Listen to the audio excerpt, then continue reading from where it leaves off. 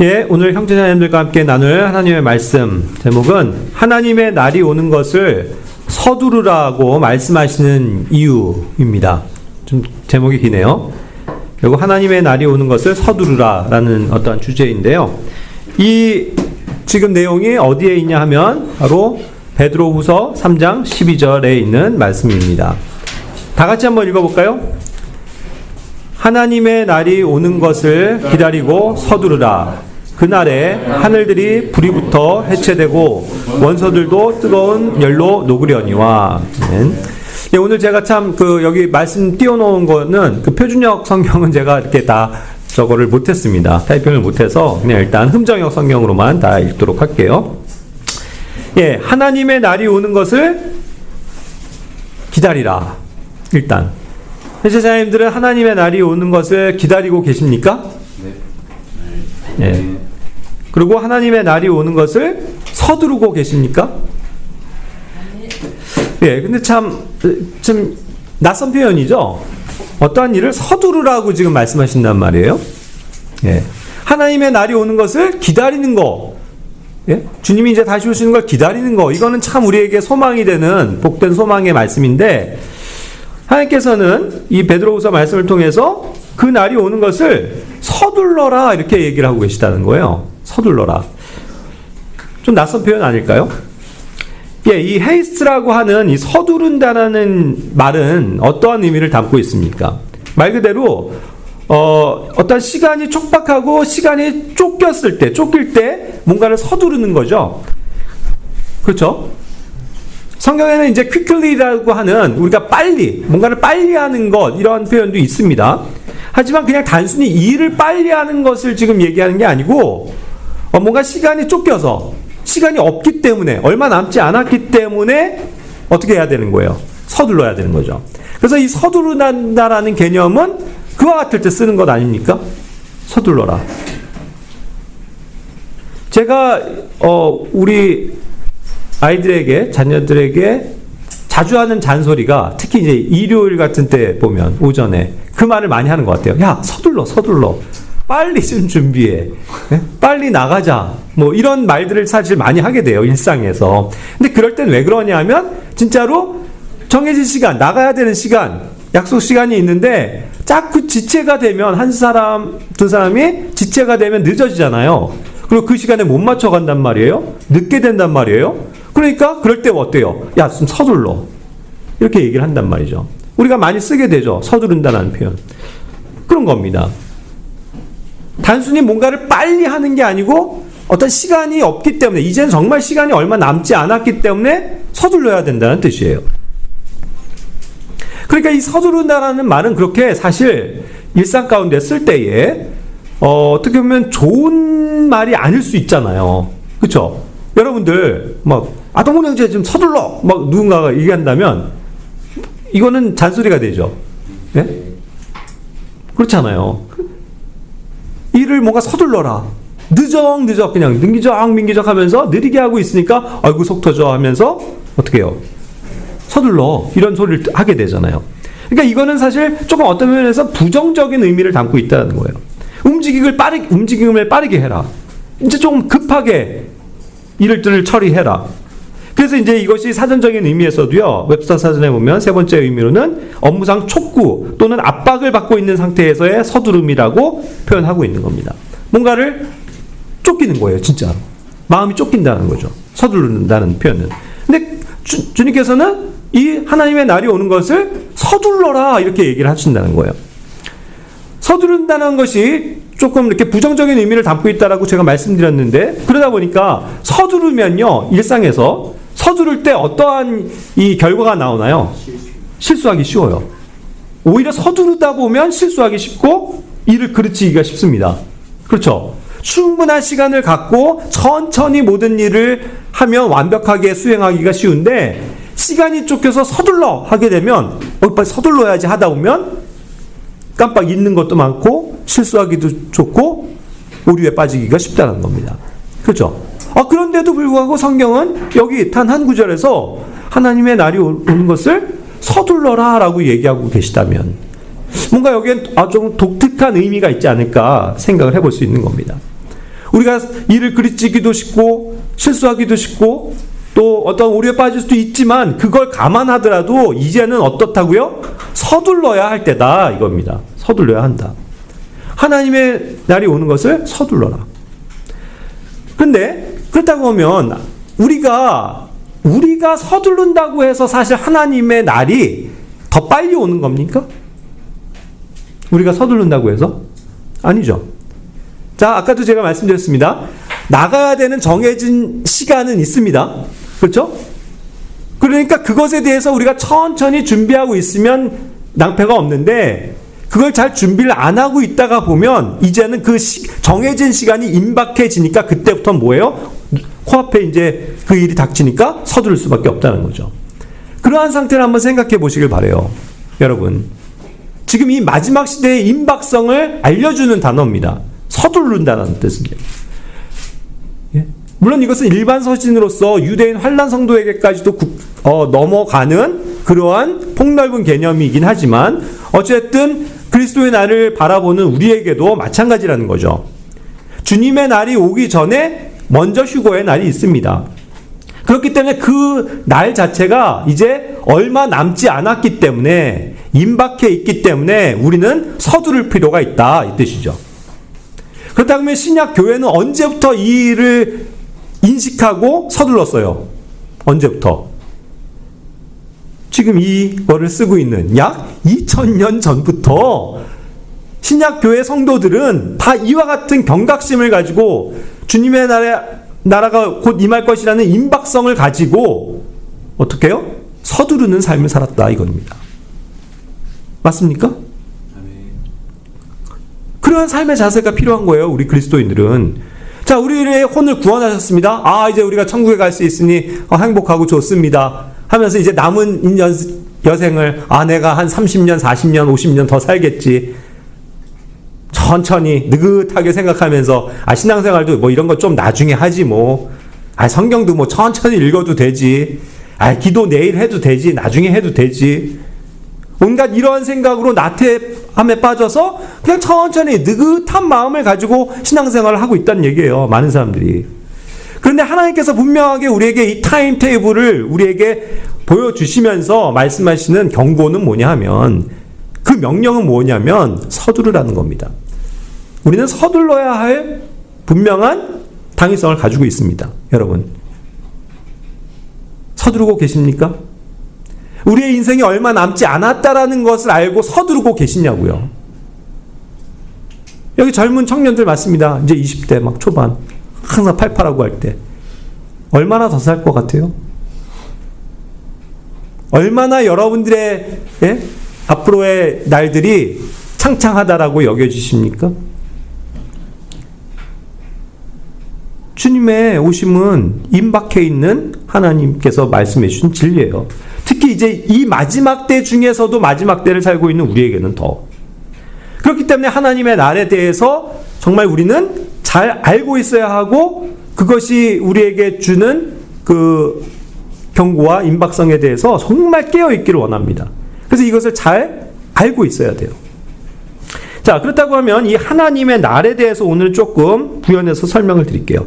여기서 하나님의 날에 대해서 얘기했는데 이 하나님의 날과 더불어서 많은 날에 대해서 성경은 기록하고 있는데 이것이 사실 디테일하게 보면 조금씩 다 다른 영역입니다. 다른 표현과 다른 하나의 뉘앙스를 담고 있어요. 이것이 다 마지막 날들에 대한 이야기입니다. The last days. 마지막 날들이 이와 같은 이제 어떤 날에 대해서 세분화시키고 있다는 거예요. 어떠한 날입니까? 첫 번째로 오늘 방금 본 것처럼 하나님의 날이 있어요. 그리고 또 주의 날이 있습니다. 그리고 그리스도의 날이 있고요. 예수 그리스도의 날이 있고요.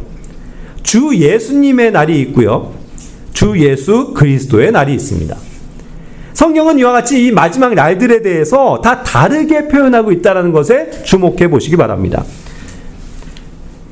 이것이 뭐 어떤 교리적으로 뭐 너무 세분하게 탁 나눠서 이거다라고 제가 정의하기에는 저도 지혜가 없습니다만 어쨌든 우리는 항상 성경의 킹제임스 성경의 단어가 주시는 명확성 그것만큼은 항상 공부를 해야 돼요. 그리스도의 날이 있고 말하자면 예수 그리스도의 날이 있다면 이것은 뭔가 또 다른 것을 표현하기 위한 방식이라는 것을 우리는 항상 캐치해야만 하는 것입니다. 그래서 이왕이면 조금 더 그것을 세분화시켜서 rightly dividing, 올바르게 나누는 연습을 하면 훨씬 더 우리의 신앙에 유익이 있기 때문이죠. 그래서 그것을 조금 제가 제 나름대로 방식으로 정리해 본 것을 나누고자 합니다. 그러니까 어떤 절대적인 진리는 아닐 수도 있고 또 제가 오류를 생각이 있을 수도 있지만 어쨌든 일반적으로 성경을 보면서 나타나는 이 단어들을 구분하는 일을 얘기하는 거예요. 그래서 먼저 하나님의 날을 얘기하면 이것이 이제 방금 베드로후서 3장에 나와 있는 구절입니다. 3장 11절부터 13절까지에 보면 이 하나님의 날이 설명이 되고 있죠. 자, 그런데 여기에서도 주목해야 할 것은 우리가 이제 베드로후서, 야고보서 같은 데들은 일반 서신으로서 유대인, 흩어져 있는 그 유대인들을 대상으로 하는데 초점이 맞춰져 있습니다. 그러니까 신약 교회 플러스 나중에 오게 될 환난 성도들까지도 포함한 개념의 서신서기 때문에 이것은 어떤 교리적인 정확한 구분이 좀 필요합니다. 그런데 여기에서는 하나님의 날이 오는 것을 기다리고 서두르라고 했거든요. 그리고 이것을 내용을 보면 결국 그 날이 어떠한 내용을 담고 있냐면 하늘들이 불이 붙어서 해체되는 그 순간을 지금 묘사하고 있다는 거예요. 그리고 그것이 다 없어져 버리고 이제 새 하늘들과 새 땅이 오게 되는 그때를 이야기하고 있거든요. 그러니까 예를 들어서 이사야서 65장 17절, 66장 22절 이런 데서는 이제 새 하늘들이 또 나옵니다. 그리고 요한계시록 21장 1절에서는 또 새 하늘이라고도 나오죠. 자, 이것도 차이는 있습니다. 새 하늘들이라고 표현한 것과 새 하늘이라고 단수적으로 표현한 것은 또 다른 차이가 있어요. 그래서 새 하늘들이다라고 얘기할 때는 하늘들이 세 개로 나눠져 있는 거 아시죠? 첫째 하늘이 있고 둘째 하늘이 있고 지금 하나님께서 계신 셋째 하늘이 있습니다. 그래서 하늘들이에요. 그런데 요한계시록 21장 1절에서는 새 하늘이 오는 것을 얘기하고 그 새 하늘에 뭐가 있다는 겁니까? 요한계시록 21장은 새 예루살렘이 거기에 있다는 거예요. 그래서 그것은 완전히 새로운 하나의 이전에 있었던 것이 다 없어져 버리고 새로운 하늘을 하나님께서 우리에게 보여주시는 장면이거든요. 그러니까 이와 같이 이제 차이가 있는데 어쨌든 이 하나님의 그 날은 조금 이 유대인들의 측면에서 맞춰져서 설명할 필요도 있습니다. 요한계시록 16장 14절 말씀. 요한계시록 16장 14절 말씀에 보면 여기에서도 결국 이 영어 단어로 보면 Day of God, 하나님의 날이라는 묶여져 있는 표현이 나오죠. 그런데 그것을 수식하고 있는 것이 Great Day of God, 그리고 그 후에 수식하고 있는 것이 Almighty. 그러니까 전능하신 하나님의 날인데 어떠한 날이냐면 큰 날이다, 이렇게 설명하고 있는 거예요. 이것은 마지막에 있을 하나님께서 이제 개입하셔서 모든 하나님의 그 대적들을 이 땅에서 몰아내시고 멸하시고 또 이제 그렇게 해서 이제 궁극적으로 하나님의 크고 흰 왕좌로 넘어가는 그런 어떤 심판의 날을 이야기할 때 하나님의 날이라고 이야기하고 있는 것입니다. 그래서 지금 차이가 있어요. 그러니까 전능자 하나님께서 나타나셔서 최종 심판을 하시는 날이 뭐다? 그것이 하나님의 날인 거예요. 두 번째 주의 날이네. 예. 그래서 이제 예를 들자면, 하나님의 날은 결국 이제 심판과 관련된 날이기 때문에 흔히, 콜 니드라이라고 이제 음악에서도 나오는데, 실제로 유대인들이 속죄일에, 속죄일이 이제 용키푸르라고 부르는 것이 이제 그들의, 고유한 명절이죠. 그들의 죄를 속죄하기 위해서 하나님 앞에 양들을 드리는 그런 날입니다. 그날을 결국 신의 날이다, 하나님의 날이다라고 그들은 불렀던 거예요. 그런데 이 하나님의 날이라고도 자체적으로 부르지만 그것이 그 날 자체를 일컫는 건데 그것이 주의 날이라고 자기들이 수식을 함부로 하기 어려운 하나님의 이름, 주님의 이름을 부르지 못하고 그냥 날이라고 했었던 것인데 이것이 하나님의 날이요, 주의 날이요 라고 이렇게 그들이 받아들였을 때는 이것이 가진 개념이 유대인들에게는 늘 심판의 날이었다는 것입니다. 그러니까 심판이 떠오를 때 하나님의 날, 혹은 유대인들에겐 주의 날이 연상이 되는 거예요. 그래서 여기 이제 두 번째로 주의 날에 대해서 얘기했는데 이것이 하나님의 날과 좀 같은 맥락입니다. 심판과 관련된 거예요. 주의 날은 Day of the Lord. 그리고 이제 여기서 주의 날이라고 했을 땐 아버지 하나님, 그리고 성령 하나님, 그리고 육체로 오신 예수님, 그죠? 이 세 분이 다 주 하나님이시잖아요. 그분들이 절대적인 주권을 가지고 행사하실 그날을 표현한다는 것입니다. 그래서 사도행전 2장 17절부터 이제 19절 그리고 21절까지 쭉 보면은 여기에서 이제 마지막 날들에 대해서 얘기를 하면서 20절에서는 주의 날이 오게 되는 것을 얘기를 하는 거죠. 그런데 여기 주의 날의 상태가 어떻습니까? 엄청난 공포스러운 날이죠. 그렇죠.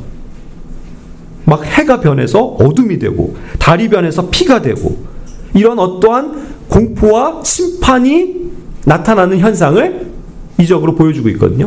그게 주의 날입니다.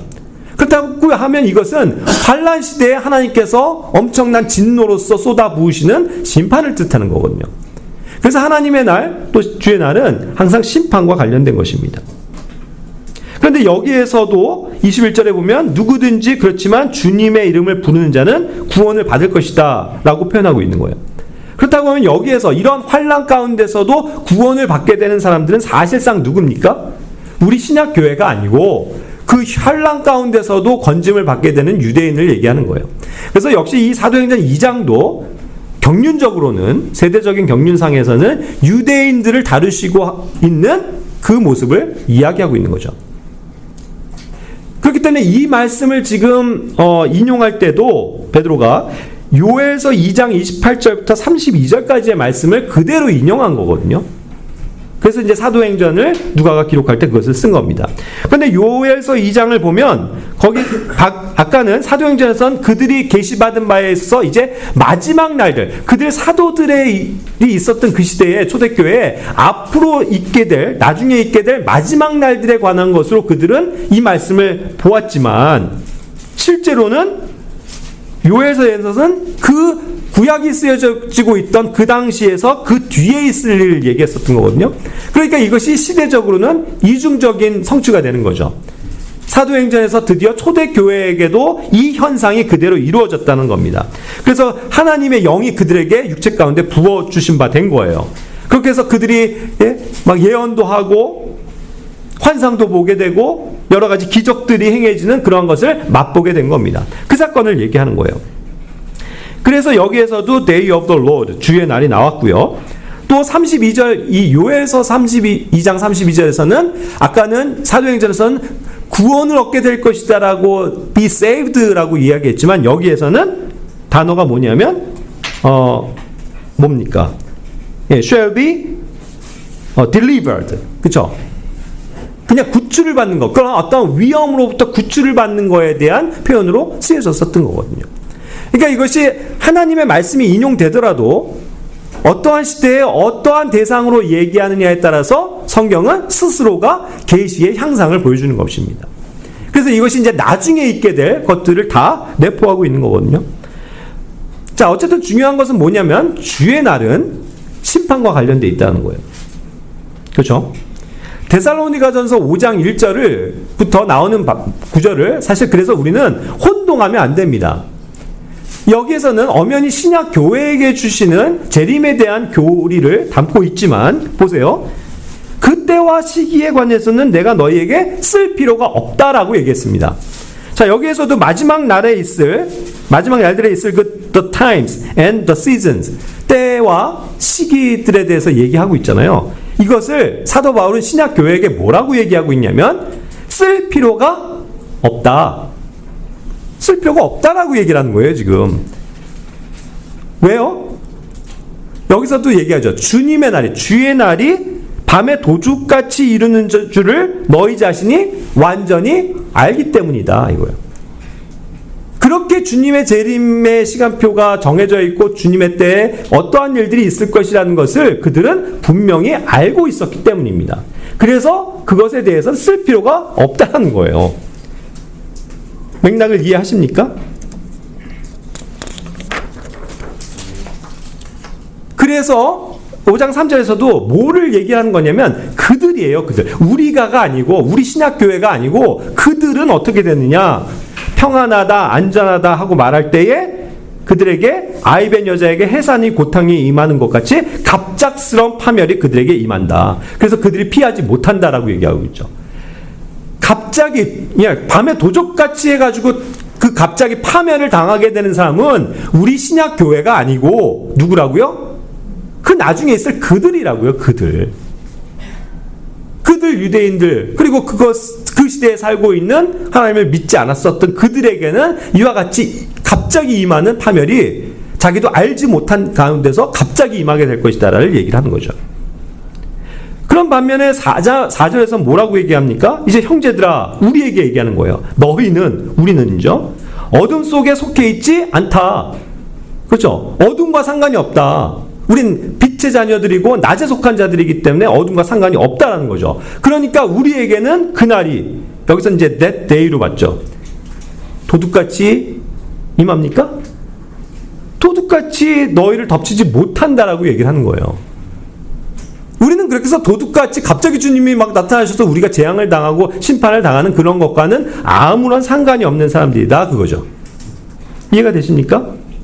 그러니까 여기에서 말씀에서도 오해를 하시면 안 되는 게 이것은요 물론 데살로니가전서에 이렇게 신약 교회를 대상으로 쓰여지곤 있지만 지금 누구에 대해서 뭐에 대해서 얘기를 하고 있냐면 결국 나중에 있을 지상 재림과 관련된 유대인들의 그 환란 시대에 겪게 되는 상황을 지금 얘기하고 있다는 겁니다. 그러니까 이것은 뭐냐면 교회에게 알려주시는 직접적인 특정한 그 날이 되는 거죠. The day입니다. 그것이. 그런데 이게 뭐예요? 결국 환란 시대에 있게 될 어떠한 날을 얘기하는 것이고 그것이 주님께서 지상 재림을 하셔서 그들에게 갑작스럽게 나타나셔서 그들을 파멸로 심판하실 그 날을 얘기하는 것이기 때문에 우리 신약 교회와는 아무런 상관이 없다는 뜻입니다. 이것이 이해가 되세요? 굉장히 중요한 맥락입니다. 이것을 이해하지 못하면 이것을 깨닫지 못하면 사람들은 자기들이 재앙을 당할 것 같고 심판당하고 뭐 환난을 겪어야 되고 이러한 잘못된 교리로 갈 수 있기 때문입니다. 그래서 여기 맨 아래 제가 말씀드린 것처럼 교회에게는 결코 도둑같이 임하지 않는 어떠한 날이 있다는 거죠. 그것이 뭡니까? 은혜와 영광의 그날이에요. That day로 받은 그건데 그것은 우리에게 어떠한 날입니까? 영광스러운 날이에요. 기쁨의 날이고요. 우리가 그토록 소망해왔던 날입니다. 그렇죠? 무슨 날이에요? 그것이 휴거의 날이에요. 이것이 공중재림의 날이라고요. 주님께서 우리를 부르시는 그날 그때에 우리가 영광스러운 몸을 입고 하늘로 올라가게 되기 때문에 이것은 밤에 도둑같이 우리에게 파멸로서 임하는 그날과는 아무런 상관이 없다는 얘기입니다. 이해가 되십니까? 분명히 알고 계셔야 돼요, 여러분. 우리 교회와는 그렇기 때문에 상관이 없다는 거예요. 지금 이 아까 그 주의 날은 교회와는 상관없는 날이다. 이제 이해가 되십니까? 하나님의 날과 주의 날은 다시요. 우리 신약 교회와는 상관이 없는 날이에요. 그것은 오로지 심판의 날입니다. 그래서 이 땅에서 심판을 받아야 될 그러한 또 심판을 통해서 하나님께로 다시 회복되어야 하는 그러한 사람들에 대한 내용이기 때문에 결코 우리와는 상관이 없는 내용이라는 것. 그것을 아셔야 하는 것입니다. 그래서 이 주의 날이라고 하는 것이 또 베드로후서 3장 8절부터 또 10절에서도 나오거든요. 역시 여기에서도 뭐예요? 베드로가 그 흩어져 있는 히브리 성도들, 유대인 성도들에게 지금 얘기를 하고 있는 거예요. 그러면서 주의 날이 밤에 도둑같이 온다. 여기서도 얘기했죠. 그리고 그것이 완전히 모든 것이 이제 불태워지는 하나의 최종적인 사건까지로 주의 날을 보기 때문에 주의 날의 계산은 결국 1000년을 단위로 하는 거예요. 그래서 여기에서 3장 8절에서도 1000년이 하루와 같다라는 그 사실을 미리 명시해 주는 이유가 여기 있습니다. 하나님의 시간표에선 1000년을 하루같이 다루신다는 거예요. 그래서 그것이 날입니다. day가 여기에서 나온 거예요. 그러니까 하나님의 입장에서는 하나의 day가 1000년이 될 수 있는 것이죠. 그래서 그렇게 계산했을 때 주의 날의 시작은 지상 재림으로부터 시작되는 거예요. 주의 날의 시작은. 그래서 1000년을 거쳐서 마지막에는 이제 크고 흰 왕좌의 심판이 이루어지죠. 하나님에 의해서. 절대 주권을 가지신 하나님에 의해서. 그리고 그때는 어떻게 되는 거예요? 현재의 이 땅과 하늘들이 어떻게 되는 거예요? 없어져 버리는 거죠. 그리고 새 하늘과, 유일한 새 하늘과 새 땅이 오게 되는 겁니다. 새 예루살렘이. 그렇게 창조될 날까지를 뭐예요? 주의 날이라고 부른다는 거예요. 그리고 사실상 엄밀히 얘기해서는 그 주의 날이라고 하는 그 1000년의 기간은 원래는 이스라엘 백성에게 주시는 뭐예요? 이 지상에서의 회복이죠. 땅의 회복이죠. 그리고 그들이 아무런 죽음 없이, 아픔 없이 살아가는 그 축복된 것을, 은혜를 누리게 되는 그 순간이거든요. 그 보상이 주어지는 거잖아요. 그렇죠? 그러니까 이것은 어쨌든 우리 신약교회와는 일단은 주의 날이라는 표현, 그리고 물론 그 안에 살게는 되겠지만 주의 날이라는 표현과 하나님의 날은 심판과 관련된 것이고 하나님의 절대적인 주권이 나타나는 그러한 날이기 때문에 현재 우리 신약교회와는 상관없는 날이다. 그렇게 생각을 하시면 됩니다. 그렇다고 하면 이제 똑같은 하나님의 비슷한 개념이지만 마지막 날들에 대한 내용 가운데서 우리 신약교회와 상관이 있는 날은 뭐냐? 그게 아까 3번부터 6번까지인 거예요. 보세요. 그리스도의 날입니다. 이것이 The Day of Christ. 그리스도의 날이에요. 우린 그리스도의 사람들이 되었죠? 맞습니까? 그래서 우린 크리스찬, 그리스도인이에요. 우린 그리스도와 상관이 있는 자들이죠. 빌립보서 1장 10절에 말합니다. 너희가 뛰어난 것들을 입증하며 그리스도의 날까지 성실하고 실족거리가 없는 사람이 되며. 그리스도의 날까지. 빌립보서 2장 16절. 다 신약교회에게 말씀하시는 겁니다. 생명의 말씀을 제시하나니 이로써 나는 내가 헛되이 다름질하지 아니하고 헛되이 수고하지 아니한 것에 대해 그리스도의 날에 기뻐하리라. 그리스도의 날에 기뻐한다. 기쁨이 있습니다. 이 그리스도의 날은. 아까 주의 날은 심판이 있었고 두려움이 있었는데 데살로니가후서 2장 2절도 너희는 영으로나 말로나 혹은 우리에게서 왔다는 편지로나 그리스도의 날이 가까이 이르렀다 해서 쉽게 마음이 흔들리거나 불안해하지 말라. 그렇죠? 역시 이 그리스도의 날이 두렵거나 불안에 떨어야 되는 날이 아니라는 걸 얘기하시는 거죠. 그래서 주님이 우리를 부르시는 육신의 구원의 날이 사실 궁극적으로는 그리스도의 날입니다. 이해가 되세요? 우린 그리스도에게 속한 자들이 되었습니다. 그리스도인들이 되었어요. 그러니까 언제 죽어도, 언제 우리가 그리스도 앞에 가더라도 그것은 우리가 그리스도의 날이 되는 겁니다. 주님 앞에 나아가는 거죠.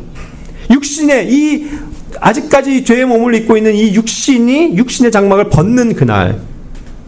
그래서 누구든 죽어서 그리스도 앞에 서는 그날이 사실은 그리스도의 날인 거예요.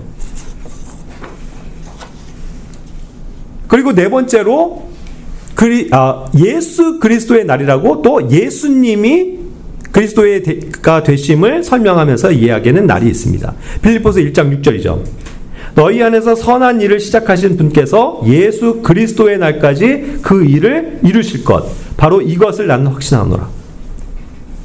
역시 이것은 좋은 날입니까? 네. 그렇죠. 예수 그리스도의 날까지 하나님께서, 예수님께서 그 선한 일을 시작하셨기 때문에 선한 일을 다 이루신다, 마치신다, 이 약속을 주시는 거잖아요. 그러니까 이것이 약속된 이 주님의 일이 맞춰지는 날이 언제겠습니까? 우리 신약교회에게. 그게 언제일까요? 그것이 이제 예수 그리스도께서 일어나시는 그 날이에요. 그렇죠? 지금은 앉아 계시는데, 하나님 우편에 앉아 계시는데 드디어 일어나서 하늘 문을 여시고 이리로 올라오라 하고 우리를 부르시는 그날. 그죠? 그것이 예수 그리스도의 날이라고요. 그래서 예수 그리스도께서 우리를 자신의 품으로 부르시는 그 휴거의 날이 되는 거죠. 그리고 또 궁극적으로는 더 나아가서 나중에 또 한 번 이리로 올라오라 하고 그 유대인 환난 성도들을 부르시잖아요. 구원받은 자들을. 그날까지겠죠. 지상지날까지 포함된 날일 수도 있어요. 그러니까 결국 우리의 그리스도의 뜻이 뭡니까? 그게 기름 부음 받은 자, 구원자란 뜻이잖아요. 우리의 구원자 되시는 예수님을 실제로 만나게 되는 그날. 그죠? 우리 모든 성도들이. 이것이 휴거의 날이 아니면 무엇이겠습니까? 이것을 우리가 기뻐하고 소망하는 것이죠. 다섯 번째로 주 예수님의 날이라고 부릅니다. 주 예수님의 날. 고린도전서 5장 5절 말씀을 보세요. 그런 자를 사탄에게 넘겨주어 육체를 멸하도록 판단하였으니 이것은 영이 주 예수님의 날에 구원을 받게 하려 함이라.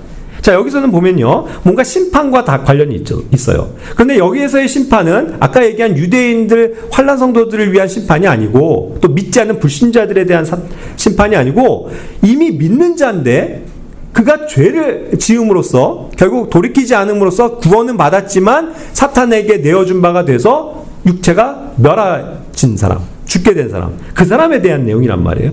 그랬을 때 주 예수님의 날에 그들의 영이 어쨌든 구원을 받기 때문에 빨리 육신이 그렇게 죄를 돌이키지 않고 살아가는 주님의 자녀는 빨리 죽는 것이 나을 수도 있다는 것을 얘기해 주는 거죠. 그렇죠? 그러니까 어떤 주님으로부터 받게 되는, 믿는 자가 받게 되는 하나의 심판의 영역을 지금 담고 있는 거예요. 고린도후서 1장 14절에서도 주 예수님의 날에 너희가 우리의 기쁨이 되는 것 같이 우리도 너희의 기쁨이 되는 것이라. 여기서도 주 예수님의 날에 기쁨을 이제 맞게 되는 어떠한 결론에 이르는 거죠.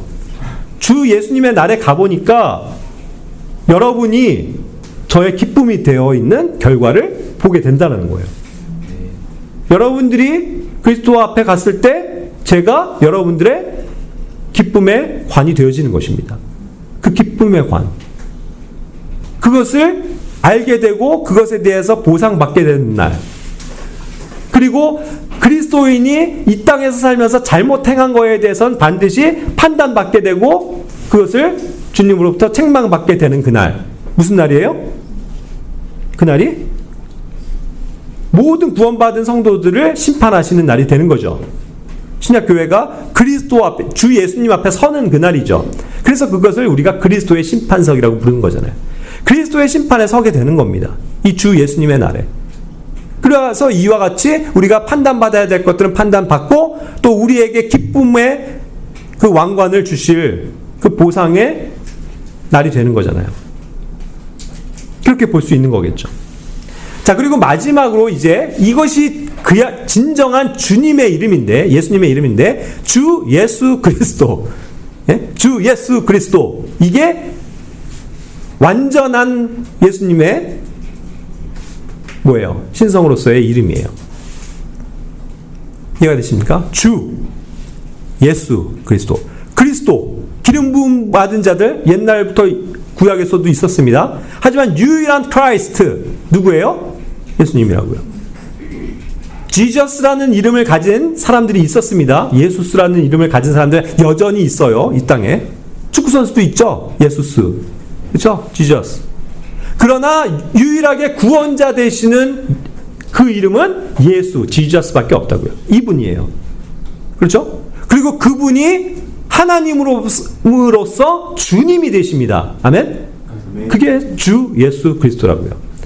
그 완전한 신성을 가지고 이 땅을 뭐예요? 통치하게 되실 그날, 주 예수 그리스도의 날이 되는 거죠. 그래서 고린도전서 1장 8절이 증거합니다.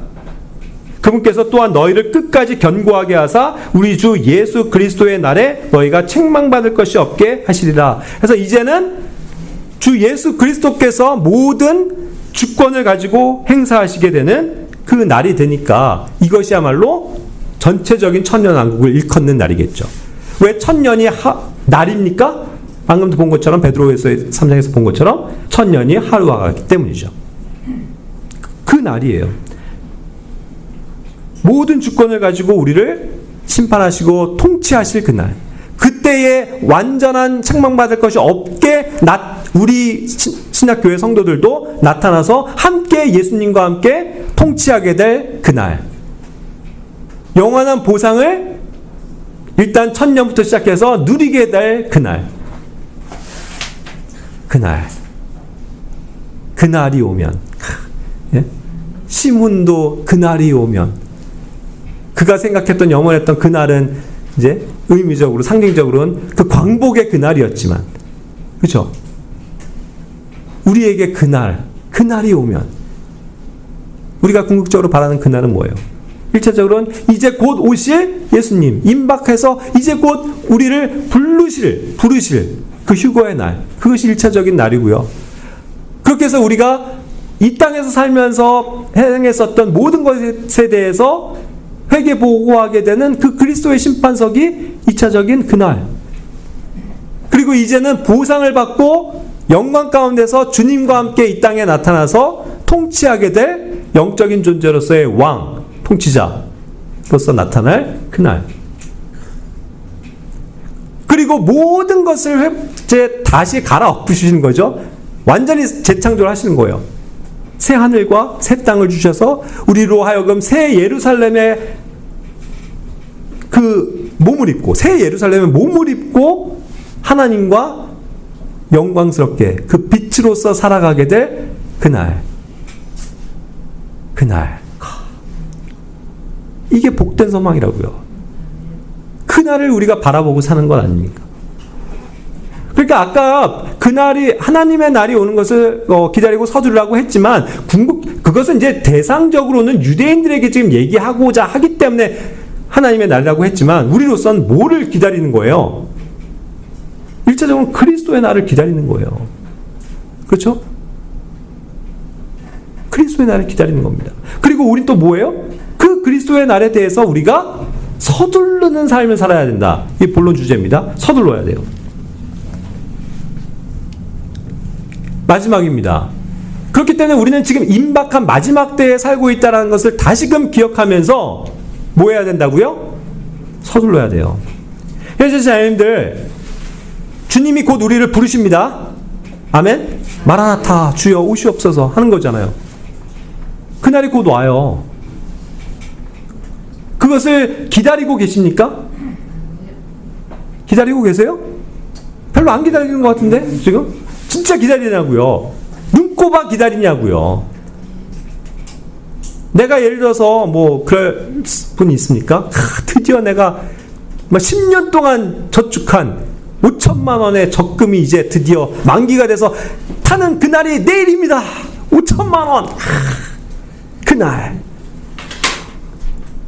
그날이 내일이라면 얼마나 지금 방방 뜨고 좋아하겠습니까? 나에게 갯돈 타는 그날, 예? 드디어 나에게. 세상에서 이와 같이 그 정도의 날에도 우리가 기뻐하고 소망을 두는데, 우리 그리스도인들이 그리스도를 만나게 될 그날을 어찌 소망하지 않을 수 있습니까? 어찌 기다려지지 않을 수가 있나요? 예? 얼마나 영광스러운 그날. 드디어 그렇게도 우리가 기다리고 소망했었던 주님을 제가 만나는 그날. 그죠? 그래서 우리를 부르시는 그 휴거의 날을 우리는 손꼽아 손가락 기다리는 것이고, 그렇기 때문에 또 다른 표현에서 뭐라고 했어요? 그것을 열망한다라고, desire라고 표현하고 있거든요. 열망한다. 그날을. 우리가 정말 그것을 너무나도 기다리고 열망하고 정말 사랑하는 마음으로 기다리고 있냐는 거예요. 그럼 우리의 삶의 태도가 달라지지 않습니까? 주님이 곧 우리를 부르시는 오는 그날.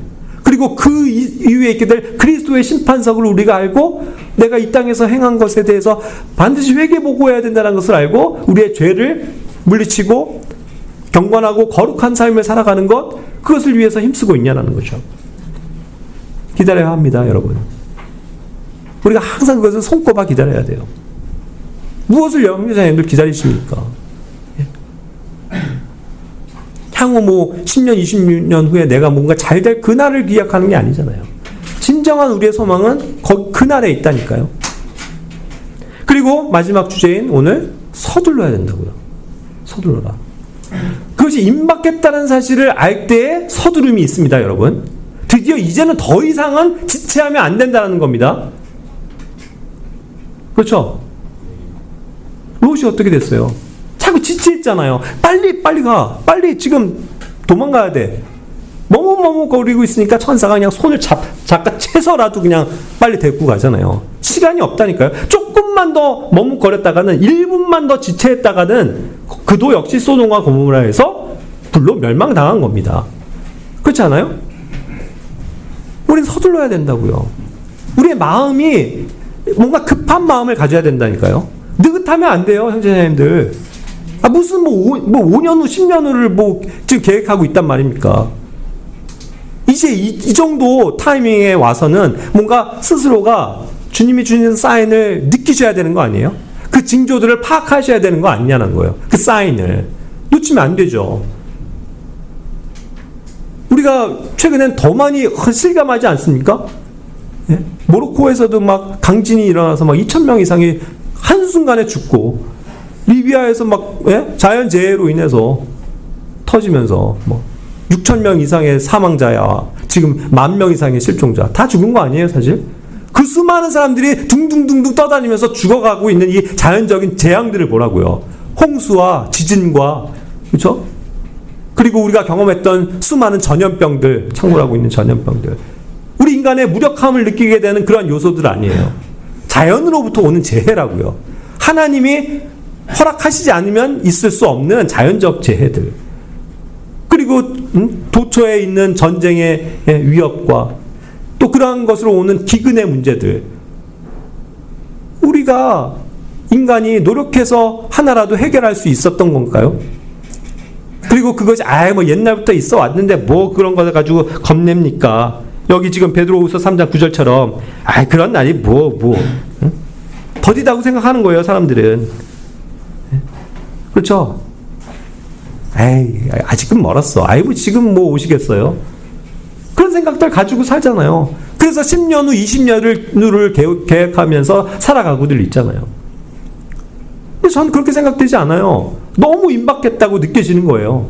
왜냐하면 그러한 재앙들, 나중에 있게 될 재앙이, 그러한 것들이 이제 퍼부어지는 게 마지막 3년 반의 큰 환란의 사건이지만, 어쨌든 7년이라고 봤을 때도 그것이 환란의 날인데, 그것 때부터가 재앙의 시작이라고 얘기하는 거잖아요. 그리고 그때 분명히 여러 가지 사인들을 주님께서 보여주신다고 했는데, 이런 자연재해들이 다 나타나잖아요.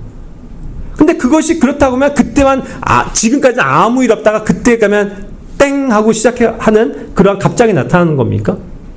전조들은 항상 있어 왔다고요. 그렇죠? 사인들이 있어 왔다고요. 그런데 그 사인들이 더 많아지면 많아질수록 더 그것이 가까웠다라는 어떠한 경고가 되지 않냐는 거죠.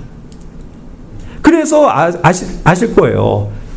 그 세계적인 어떠한 전염병, 홍수, 지진, 기근, 이런 거의 빈도와 횟수와 강도가 그 예전보다도, 이건 과학적인 통계잖아요.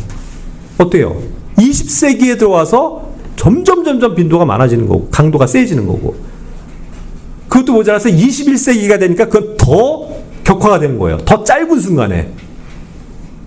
그래서 지금 우리가 뉴스상에서 보고 있는 이 자연적인 재해들, 재앙의 전조들이 보이고 있잖아요. 그런데도 여전히 멀었다고요? 주님 오실 것 더디다고요?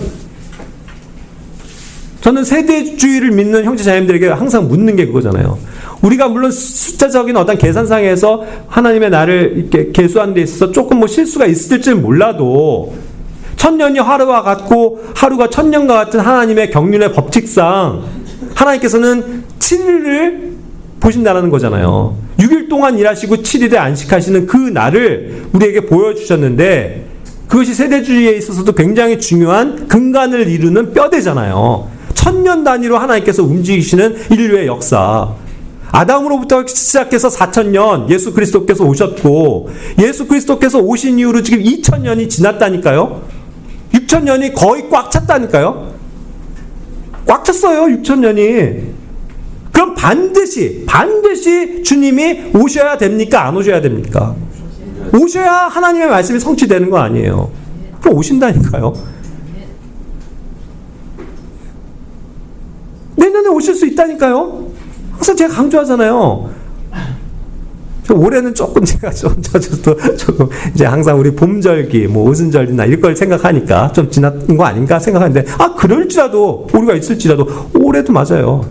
올해 오셔도 이상한 게 아니고 내년에 오셔도 이상한 게 아니라니까요. 갑작스럽게 온다니까요. 코로나 뻥 터진 것처럼 갑자기 적그리스도 나타난다니까요.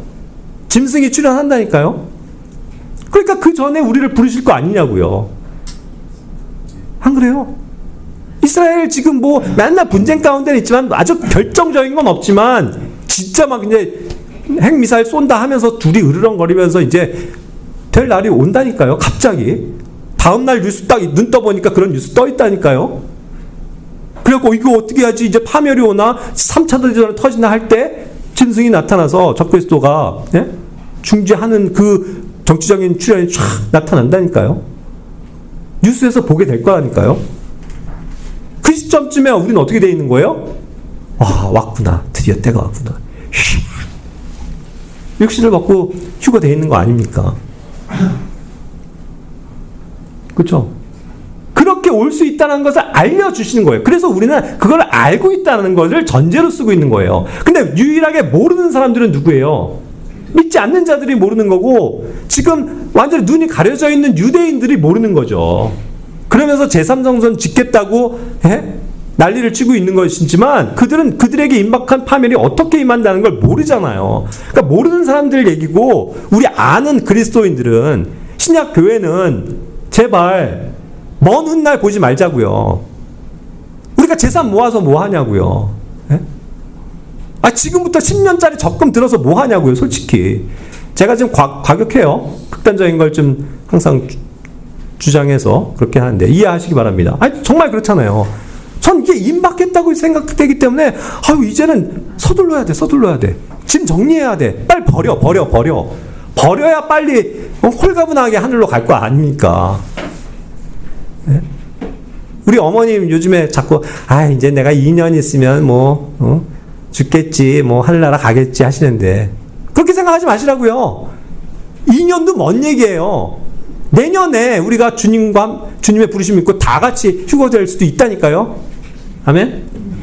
그렇게 생각하셔야죠. 그래서 준비하셔야죠. 빨리빨리 내 삶을 정리해야죠.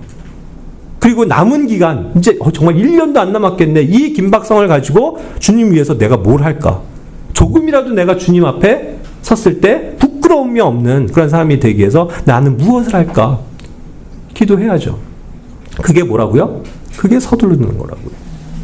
서두르세요, 형제자매님들. 느긋하면 안 됩니다. 언제까지 느긋하시려고요? 임박해 있는데. 그것을 정말 오늘 좀 강하게, 임팩트 있게 좀 받아들이시길 바랍니다. 뭐라고요? 서둘러라. 야, 서두르자. 주님 곧 오신다. 다른 그리스도인들, 다른 교회들 뭐라고 하더라도요, 우린 그건 믿자고요. 주님 곧 오신다고요.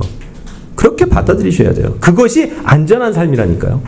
그리고 그래야만 우리가 더 건전한 삶을 살 수 있는 건 아닙니까? 그렇죠. 주님 곧 오신다고 생각하는 사람들이 어찌 감히 방만한 삶을, 방종한 삶을 살 수 있겠냐고요. 서둘러야죠. 그래서 다 같이 주님의 다시 오심을 기다릴 뿐만 아니라 서두르는 우리들이 되었으면 좋겠습니다. 기도하고 마칠게요.